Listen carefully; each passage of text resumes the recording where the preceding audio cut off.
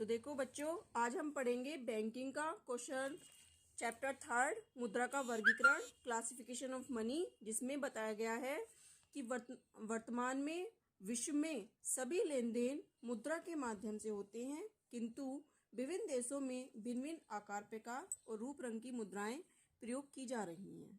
तो उनके नाम भी अलग अलग हैं, जैसे डॉलर अमेरिका में चलती है, और डॉलर कहाँ कहाँ मुद्रा चलती है? कनाडा में, ऑस्ट्रेलिया में तथा न्यूजीलैंड में चलती है। फिर देखिए पौंड मुद्रा कहाँ का चलती है? ब्रिटेन में, आयरलैंड में, इजराइल में तथा सूडान में। रुपया कहाँ चलता है? भारत में, नेपाल में, श्रीलंका, पाकिस्तान, इंडोनेशिया। ठीक है, तो अब देखिए ये एक ही नाम की मुद्रा कई देशों में चल रही है, लेकिन इनकी क्रय शक्ति अलग अलग होती है, मूल्य की दृष्टि से समान नहीं होते हैं। अब बात आती है क्रय दृष्टि क्या होती है। तो देखिए क्रय शक्ति होती है किसी रुपए में कितनी चीज हमारी आती है, वो उस वस्तु की उस मुद्रा की क्रय शक्ति होती है।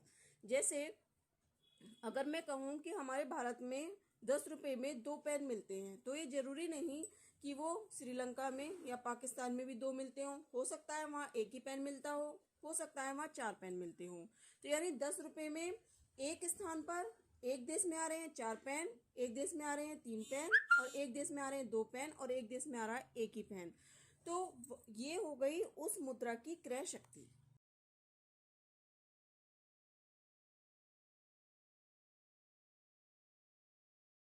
मुद्रा का जो वर्गीकरण है वो 5 आधार पर किया गया है: प्रकृति के आधार पर, वैधानिकता के आधार पर, मुद्रा पदार्थ के आधार पर, ब्याज के आधार पर और विदेशी विनिमय के आधार पर। देखिए प्रकृति के आधार पर कितना प्रकार का है? वास्तविक मुद्रा और हिसाब की मुद्रा, 2 प्रकार की मुद्रा है। तीसरा है वैधानिकता के आधार पर। तो वैधानिकता के आधार पर भी हमारी 2 प्रकार की मुद्रा होती है, विधिग्राह और ऐच्छिक मुद्रा। विधिग्राह मुद्रा भी 2 प्रकार की होती है, असीमित विधिग्राह और सीमित विधिग्राह। मुद्रा पदार्थ के आधार पर 3 प्रकार की मुद्रा होती है, वस्तु मुद्रा, धातु मुद्रा और पत्र मुद्रा। ब्याज के आधार पर भी हमारी 2 प्रकार की मुद्रा होती है, सस्ती मुद्रा, महंगी मुद्रा। विदेशी विनिमय के आधार पर भी हमारी 2 प्रकार की मुद्रा होती है, सुलभ मुद्रा और दुर्लभ मुद्रा। अब देखिए प्रकृति के आधार पर जो हमारी मुद्रा होती है वो क्या होती है। तो देखिए पहली हमारी थी वास्तविक मुद्रा। तो वास्तविक मुद्रा हमारी क्या होती है? एक ऐसी मुद्रा जो देश में वस्तुओं और सेवाओं के विनिमय का माध्यम और मूल्यों के मापदंड का कार्य करती है। विनिमय का माध्यम क्या है? अर्थात जिसके माध्यम से हम वस्तुओं का आदान प्रदान करते हैं, एक्सचेंज करते हैं, और ऐसी चीज़ जिसमें हम मूल्य निर्धारित करते हैं कि फला वस्तु कितनी चीज़ की है, कितने रुपए की है। ठीक है, तो ये होता है मूल्य का मापदंड। तो जैसे भारत में हमारी मुद्रा क्या है? वास्तविक मुद्रा, रुपया और पैसा वास्तविक मुद्रा की श्रेणी में आती हैं। ठीक है, वास्तविक मुद्रा के अन्य नाम अलग अलग विद्वानों ने दिए हैं। जैसे बेनहम ने वास्तविक मुद्रा को एक नाम दिया है चलन की इकाई।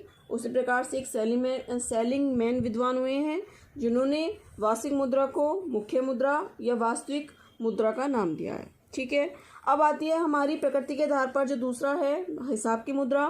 तो हिसाब की मुद्रा क्या होती है? ऐसी मुद्रा जिनको हिसाब किताब या लेखे के कार्य के रूप में प्रयोग किया जाता है। इसको भी सेलिंग मैन ने एक नया नाम दिया है, जिसे नाम दिया है आदर्श मुद्रा। यानी हिसाब की मुद्रा को सेलिंग मैन ने आदर्श मुद्रा का नाम दिया है। आती है वैधानिकता के आधार पर मुद्रा। तो वैधानिकता के आधार पर भी हमारी 2 प्रकार की मुद्रा होती है, विधिग्राह मुद्रा और ऐच्छिक मुद्रा। ऐसी मुद्रा जो सरकार द्वारा मान्यता प्राप्त तथा नियंत्रित हो। भारत के सभी प्रकार के सिक्के या कागजी नोट हमारी क्या कहलाती है? विधिग्राह मुद्रा, यानी एक ऐसी मुद्रा जिसे सरकार के साइन होते हैं। देखिए जब हमारे यहाँ जो नोट निकालता है, कौन निकालता है? रिजर्व बैंक निकालता है। और रिजर्व बैंक किसके आदेश पर निकालता है? सरकार के आदेश पर। तो सरकार की मोहर होती है, रिजर्व बैंक के गवर्नर के उस पर हस्ताक्षर होते हैं। तो यानी सरकार ने उस पर अपनी मोहर लगा दी। इसका मतलब सरकार के द्वारा ये आदेशित है कि हर व्यक्ति उसको स्वीकार करे। तो ऐसी मुद्रा को स्वीकारने के लिए प्रत्येक व्यक्ति जो होता है वो बाध्य होता है। ठीक है, अब जो हमारी जो विधिग्राह मुद्रा होती है ये भी 2 प्रकार की होती है। एक होती है असीमित विधिग्राह और दूसरी होती है सीमित विधिग्राह। असीमित विधिग्राह क्या होती है? ऐसी मुद्रा जिसे किसी भी प्रकार के भुगतान में असीमित मात्रा में स्वीकार करना पड़ता है, जैसे सभी प्रकार के कागजी नोट, ठीक है। सीमित विधिग्रह क्या होती है? ऐसी मुद्रा जिसे लोग एक सीमित मात्रा तक ही भुगतान के रूप में स्वीकार करते हैं, जैसे 10 पैसे, 20 पैसे, 50 पैसे। भाई अगर आप किसी को ये 10-10 पैसे या 1 रुपये के सिक्के देने लगें कि आपको किसी को 200 रुपये देने हैं और आपने उनसे कहा कि आप मेरे पास 10 पैसे के सिक्के हैं, ये 20 पैसे के सिक्के हैं, अब तो खैर ये बंद हो गए हैं, लेकिन पहले ये चला करते थे। तो अगर आप उसे ये कहें तो क्या वो लेना पसंद करेगा? नहीं, वो इनकार करेगा कि नहीं भैया ये तो, क्यों लेने इनकार करेगा? एक तो ये इनको प्लेस ज़्यादा चाहिए रखने के लिए, और दूसरा ये वज़न में भारी होते हैं, ठीक है, इसलिए इनको लोग बाग सीमित मात्रा में, दूसरा गिनने में इनको दिक्कत होती है। तो इतनी सारी परेशानियों को देखते हुए या हम किसी व्यक्ति को ये बाध्य नहीं कर सकते कि वो उसको ले, लेकिन किसी भी प्रकार का नोट को कोई व्यक्ति लेने से इनकार नहीं कर सकता। अब आती है हमारी ऐच्छिक मुद्रा। तो ऐच्छिक मुद्रा वो होती है जिसे स्वीकार करने के लिए किसी को बाध्य नहीं किया जा सकता, जैसे चेक, विनिमय पत्र, हुंडी।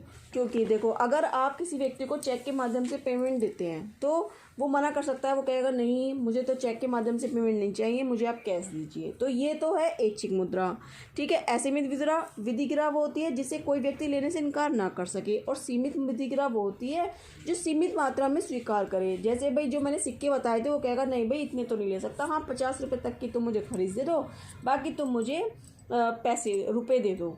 तो अगर आपको किसी को 200 रुपये का पेमेंट देना है तो कहेगा नहीं भाई 3 नोट 50-50 के तो मैं ले सकता हूँ, इतना कर सकता हूँ, और 50 रुपये का आप मुझे 1-1 रुपये के सिक्के दे दो, या 2-2 रुपये के, या 5-5 के दे दो।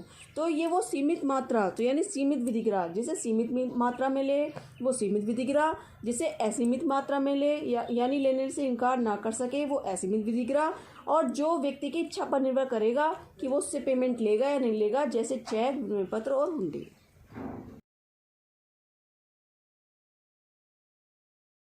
अब आती है पदार्थ के आधार पर मुद्रा का वर्गीकरण। तो पदार्थ के आधार पर 3 प्रकार की मुद्रा होती है आपकी, जैसे वस्तु मुद्रा, धातु मुद्रा और पत्र मुद्रा। वस्तु मुद्रा क्या होती है? वे वस्तुएं जिनको विनिमय के माध्यम के रूप में प्रयोग किया गया और वस्तु मुद्रा के नाम से जानी जाती है। जैसे आखेट युग में जानवरों की खाल, सबसे पहले आखेट युग चलता था, फिर चारागाह युग में क्या चलता था? गाय, ठीक है। और कृषि युग में जब उसने खेती करना सीख लिया तो क्या हुआ? अनाज और तंबाकू, या और भी अन्य प्रकार की चीज़ें जो वो उगाता था, वो सब चीज़ें उनकी क्या बन गई? वस्तु मुद्रा बन गई। अब आता है धातु मुद्रा। किसी धातु से बनी हुई मुद्रा धातु मुद्रा कहलाती है। जैसे कोई भी धातु आप ले सकते हैं, जैसे सोना, चांदी, तांबा, पीतल, गिलट, लोहा आदि, ठीक है। धातु मुद्रा भी 2 प्रकार की होती है आपके, प्रमाणिक मुद्रा और सांकेतिक मुद्रा। प्रमाणिक मुद्रा भी में कौन से सिक्के आते हैं? सोना या चांदी, जिनका अंकित मूल्य और वास्तविक मूल्य बराबर होता है, उसे हम प्रमाणिक मुद्रा कहते हैं। और सांकेतिक मुद्रा वो होती है जिनका अंकित मूल्य उसके आंतरिक मूल्य से अधिक होता है। जैसे जो पीतल के सिक्के चलते हैं, अगर मान लिया उस पर 20 रुपये का सिक्का लिखा है, अगर आप उसको बेचना चाहोगे तो वो 20 रुपये में नहीं बिकेगा, उसके पैसे आपको कम मिलेंगे, यानी उसका आंतरिक मूल्य कम है, तो वो हो गया आपका सांकेतिक मुद्रा। अब आ गया पत्र। अब आती है आपकी पत्र मुद्रा। तो पत्र मुद्रा से आज से ऐसी मुद्रा से है जिसे सरकार या केंद्रीय बैंक कागज के नोट के रूप में निर्गमित करते हैं। तो पत्र मुद्रा आपकी 4 प्रकार की होती है: प्रतिनिधि पत्र मुद्रा, परिवर्तनशील पत्र मुद्रा, अपरिवर्तनशील पत्र मुद्रा और प्रादिष्ट पत्र मुद्रा। तो देखिए प्रतिनिधि पत्र मुद्रा क्या होती है? वह मुद्रा मूल्यवान धातु का प्रतिनिधित्व करती है जो कि मुद्रा के पीछे कोष के रूप में, यानी एक ऐसी मुद्रा जिसके पीछे 100% कोष में रखा जाता है। जैसे कि आप ये कहें कि आपने एक नोट निकाला 500 रुपये का, ठीक है, तो 500 रुपये का एक नोट के बदले 500 रुपये के मूल्य के बराबर सोने या चांदी कोष में रखना पड़ता है। तो ये हो गई आपकी प्रतिनिधि पत्र मुद्रा, ठीक है। अब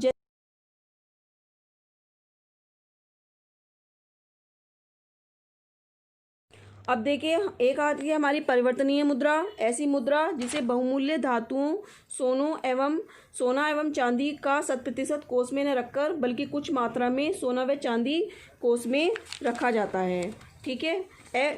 अपरिवर्तनीय पत्र मुद्रा क्या होती है? वह मुद्रा जिसके पीछे न कोई मूल्यवान धातु कोष रखा जाता है और न ही इन मुद्राओं के बदले सोना या चांदी देने का कोई वचन दिया जाता है। जैसे हमने क्या प्रतिनिधि पत्र मुद्रा में तो 100% कोष रखा था, जबकि परिवर्तनीय पत्र मुद्रा में थोड़ा बहुत कोष में रखा था। जैसे कि परिवर्तनीय पत्र मुद्रा में जैसे हमने 500 रुपये का नोट निकाला तो हमने 500 रुपये का सोना चांदी न रखकर थोड़ा कम का रख दिया, जैसे 200 का रख दिया या 150 का रख दिया, तो वो हो गया आपका क्या, परिवर्तनीय पत्र मुद्रा। और अपरिवर्तनीय पत्र मुद्रा क्या है, इसके पीछे किसी प्रकार का कोष नहीं रखा जाता, ठीक है। केवल और केवल क्या रखी जाती हैं, सरकारी प्रतिभूतियाँ, गवर्नमेंट सिक्योरिटीज़ वो रखी जाती हैं। भारत में 1 रुपये का नोट अपरिवर्तनीय पत्र मुद्रा कहलाता है। अब आती है प्रादिष्ट पत्र मुद्रा। ऐसी मुद्रा का निर्गमन सरकार युद्धकाल अन्य संकट के समय करती है, इसलिए इसे संकटकालीन मुद्रा भी कहते हैं, क्योंकि यह मुद्रा सरकार की आज्ञा से चलती है, इसलिए इसे आज्ञा प्राप्त पत्र मुद्रा भी कहा जाता है। देखो, सस्ती ब्याज दर के आधार पर मुद्रा 2 प्रकार की होती है। सस्ती मुद्रा, ऐसी मुद्रा जो बाजार में कम ब्याज की दर पर सरलता से उपलब्ध हो जाती है, सस्ती मुद्रा कहलाती है। और महंगी मुद्रा, ऐसी मुद्रा जो बाजार में महंगी ब्याज दर पर उपलब्ध होती है, महंगी मुद्रा कहलाती है। अब आती है विनिमय, विदेशी विनिमय के आधार पर वर्गीकरण। तो ये भी 2 प्रकार की होती है, सुलभ मुद्रा और दुर्लभ मुद्रा। जब किसी देश की मुद्रा की मांग उसकी पूर्ति से कम होती है तो ऐसी मुद्रा सुलभ मुद्रा कहलाती है, जैसे भारत की मुद्रा, ठीक है। अब आती है दुर्लभ मुद्रा। जब किसी देश की मुद्रा की पूर्ति उसकी मांग से कम होती है तो ऐसी मुद्रा दुर्लभ मुद्रा कहलाती है, जैसे अमेरिका व फ्रांस की मुद्रा।